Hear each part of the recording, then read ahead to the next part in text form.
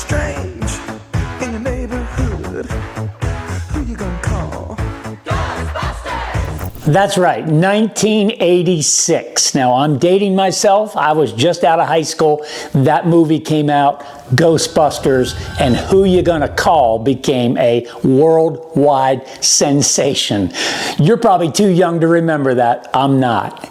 Well, how does that apply to baseball? Well, it has everything to do with baseball, because who you gonna call? That's the question. So in today's video, I'm going to break it down. We're going to talk about who you're going to call, where are you going to get the information that you need to help your son move on to the next level. It's all coming up right now.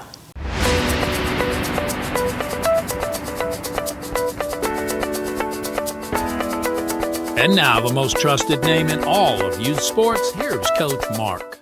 All right, hey, it's Coach Mark here. Thanks for coming back. I love sharing this information with you. Today's kind of special because I printed it out. I just got a prospect form sent to me, and the gentleman that wrote this said it perfectly, so I'm going to share part of his letter with you, and I think you'll understand why. Now, I'm going to change the name, so there's no issues with who wrote this. It doesn't matter who wrote it. Okay, here's what it says.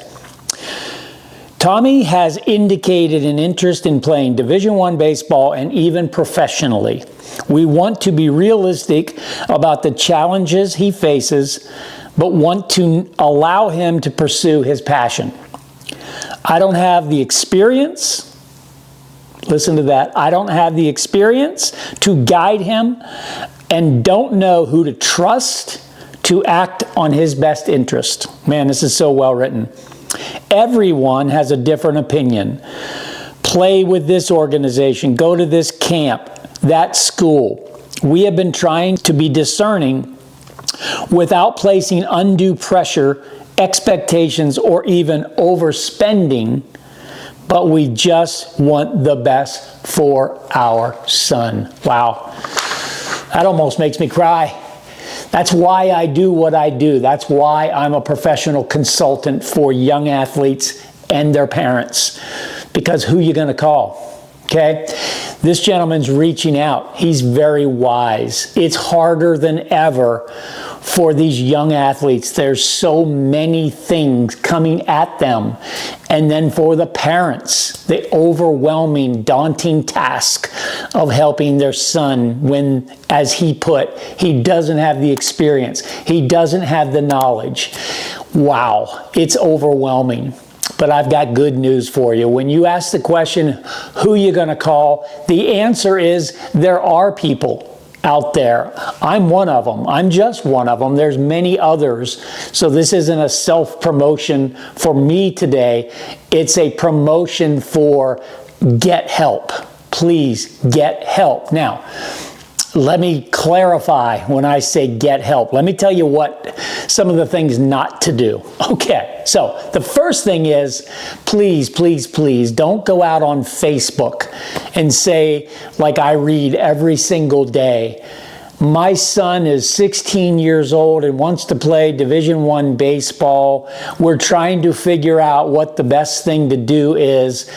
Can anybody offer any advice? Okay. I read that every single day. So let me break that down for you. The first thing I see is when somebody says, my son is 16 years old. It's too late.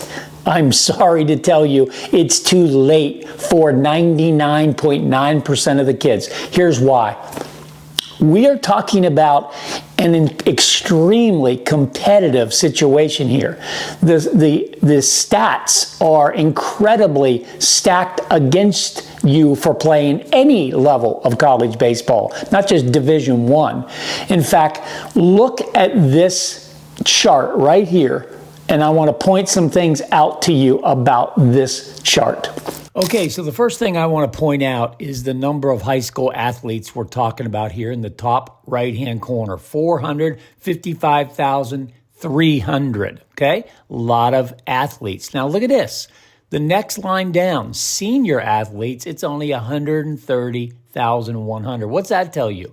That tells you that a lot of kids start at 8th and ninth grade and aren't even playing after their first couple years, okay? It's a big drop. Now, let's drop down to the next line. NCAA athletes, 25,700.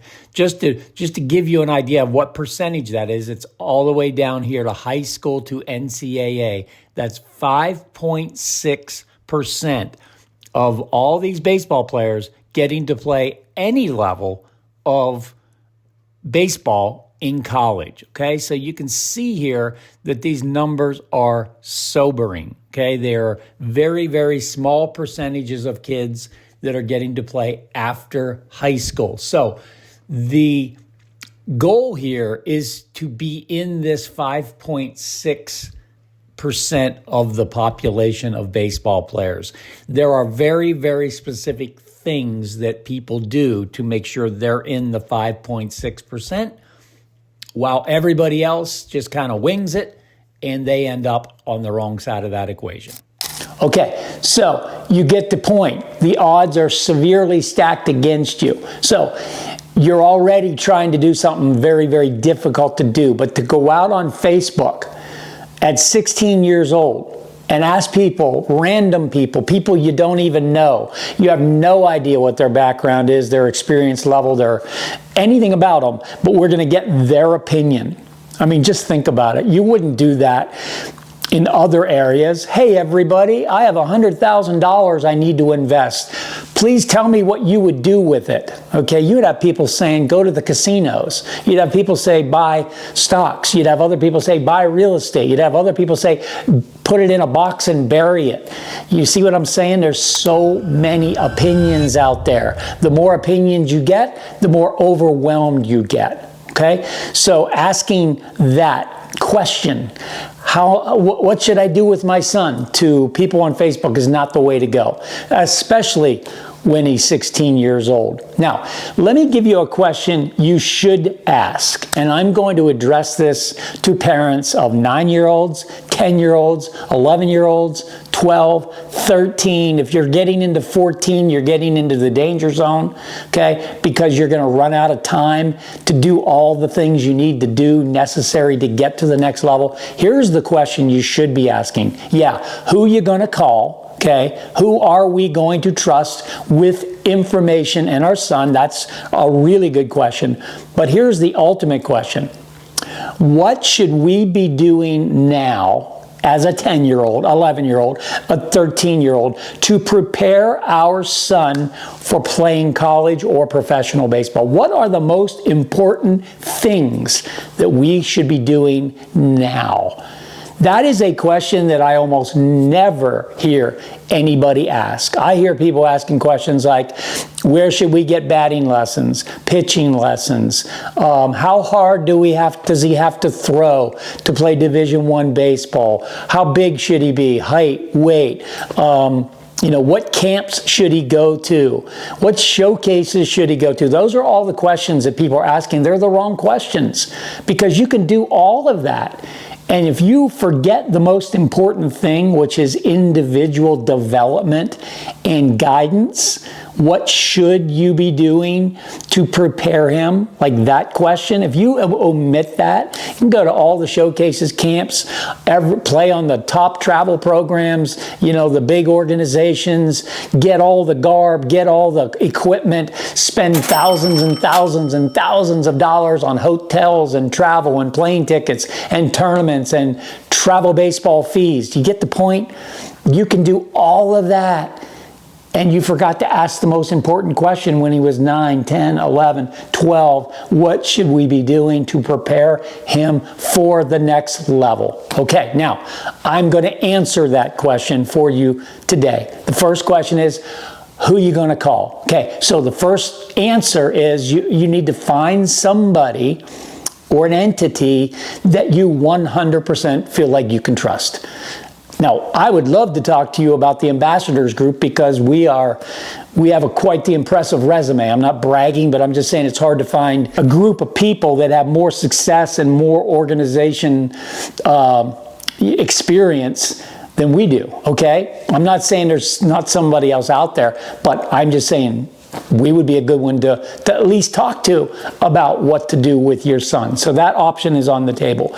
But if it's not us, find somebody else. I usually give people, when I'm doing presentations, I give them this example. Maybe this will resonate today with you. If you've never been wilderness camping, but you have this big desire to go wilderness camping, you have two choices. You can go wing it on your own, or you can get a guide who understands the process and the journey of wilderness camping, okay? Now, if you go on your own, and you don't have any experience, the chances of that being a great experience is going to be very slim.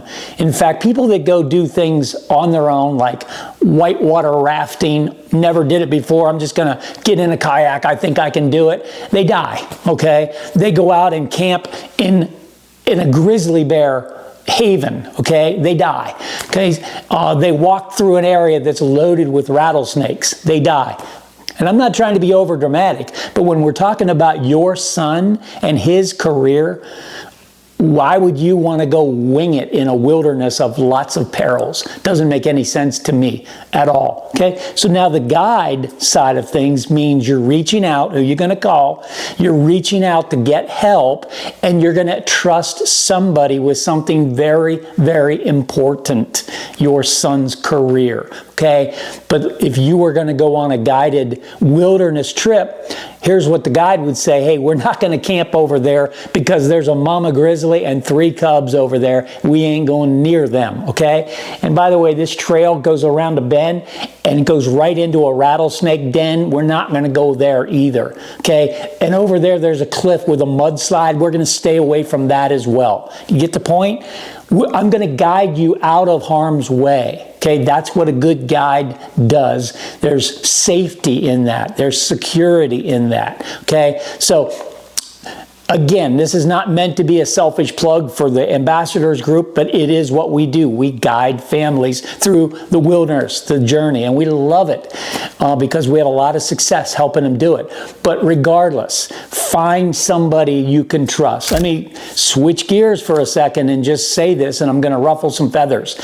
It's not your high school coach, okay? And I love high school coaches. They do a great job. Most of them get paid about $2,500 a year to do a job from February to June, and that's their job, okay? This isn't what they do full time. They're not professional consultants, okay? It's not your travel ball coach, okay? Travel ball coaches, I love them to death. It's not their full-time profession helping young athletes, okay? Mom and dad, my guess is it's not your full-time profession helping young athletes through the wilderness, through the journey either.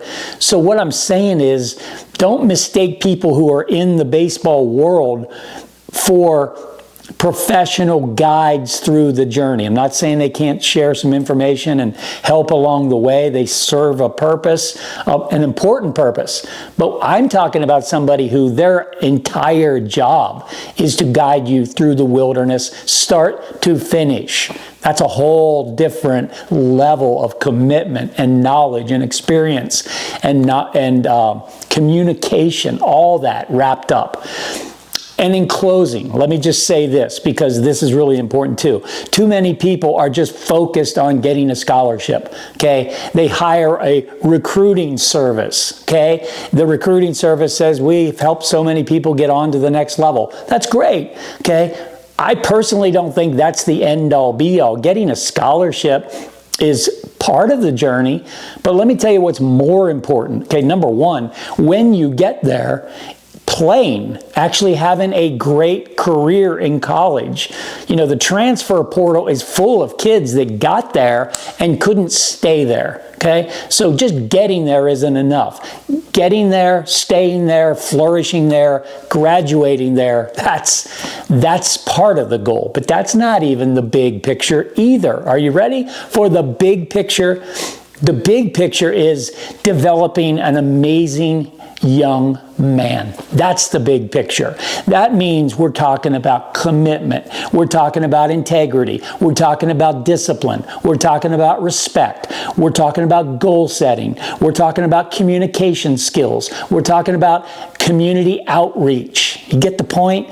There's so much more possible in this journey than just getting a scholarship to play Division I baseball. And I know that's their goal. If you're 12 years old, you want to play at LSU. I get it, okay? A 12-year-old might not be thinking, hey, coach, teach me about integrity. Teach me about character. Teach me about how to goal set. Teach me about how to be respectful. Teach me about how to be a great teammate. They're not asking those questions. They're saying, coach, I want to play on TV. Okay, I get it. But the adults in the room, moms, dads, consultants, we got to look at this young kid and say, wow, what an awesome responsibility we have to help shape and mold and guide this young man into an amazing young man, because someday he's going to be a dad. He's going to be a husband. He's going to be an employee. He's going to be an employer, okay? There's bigger responsibilities coming in his life than just playing baseball, but he doesn't know that right now. He's 12. We'll let him have fun with his dream and his goal, but the adults in the room, we also know what is more important than that. And moms and dads, I'm going to leave you with one more thought. And this is something that I say to every parent every time I'm speaking at organizations. Here's what I'm going to say. Who's helping you raise your son? Now, I know for some people, well, what do you mean helping raise? I don't need help raising my son. Yes, you do. Here's why. No matter how great of a parent you are, you're teaching all the right things. Here's the problem. That world out there that he's exposed to, often more times than he's with you, that world is not backing you up. That world is not talking about commitment and integrity and character. That world has a whole different agenda that most moms and dads are not too excited about, okay? So when I say who's helping you, the more people that you can bring into your world that share your values, that are going to hold your son accountable to the same things that you're trying to do in your house, in your home, the more of those people you can bring into his life, the better chances he has. Because let me tell you, when it's just mom and dad against the world, and I'm not trying to be negative, it is tough. I raised 3 kids. I know the challenges that those kids are facing out there. I've been involved in youth sports for 20 years. I have conversations with kids about what the world is trying to get them to think and do and be. So yeah, I'm on a rant today because I'm on a mission to do my part, or do the best I can do to help these young kids and their parents get on to the next level. Am I the only one? Absolutely not. Just go find somebody that you can bring into on your team that'll help support everything you want for your son. All right, that's all I got for now. Thank you very much. Bye-bye. Well, we talk a lot about baseball here on the channel, but in today's little segment, I want to just give you information about something even more important than baseball. What could that be? It's our faith. Hey, I do promote our programs, everything we do, as faith-based, and I wanted to let you know about something that is really, really near and dear to my heart. It has to do with this daily devotional. It's called Jesus Calling. It's by Sarah Young, and it's written in a way that you are actually having a meeting with Jesus, and he is giving you the blueprint, the game plan for the day. It's so awesome. It's changed my life. In fact, so much so that I started a small book ministry, and we are sharing this with people. So I wanted to let you know that there's 2 opportunities for you. One is for you to contribute to help the cause if it's in your heart. And the other one is for you to actually receive one of these books. It's in the link below of how that all works, whether you want to help contribute or you want to get one of these for yourself, absolutely free from our ministry. And what I am most excited about is that every single player that we're working with, whether it's on our D1D teams, whether it's in the ambassadors group, kids that are showing up at our ultimate combines. All those kids are getting access to this book. And we have plans to actually start a ministry for those kids where we'll meet on a webinar. And it's going to be pretty cool because I'm going to ask the players to, we'll meet once a month, and I'm going to ask them to pick one message out of the previous month. And we're going to look at it together, and we're going to talk about what it meant to them. So it's going to be interactive. But I read this book every single day. It's just amazing how powerful it is. So I wanted to share that with you, that God is really working in our lives, in the things that we're doing. There are things that are actually more important than baseball. This is certainly one of them. God bless.